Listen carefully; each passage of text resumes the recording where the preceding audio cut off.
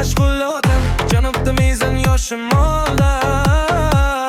Hayron egilib yo'l qarab, mazmun etdi istirobim. Nasiba turmushan menga so'zlari gulobim.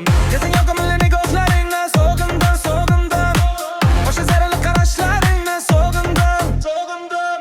E'tibor bilan tingla faryodim. Oy momo jonim bol, mayli qoray tunda.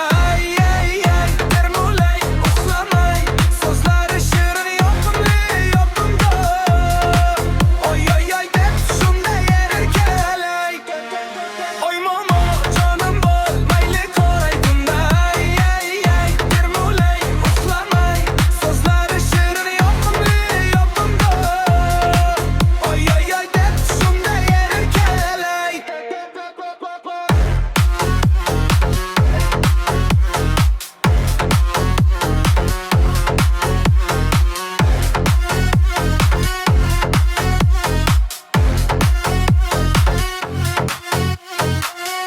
Bir ikki uch to'rt besh qadam didoringni sog'indiram. Salom demay xayrlashasan. Zulm yo'lingni kechir, sevaverib tinch qo'ymayman. So'zim yetarmikan ta'rifingga chirig'im.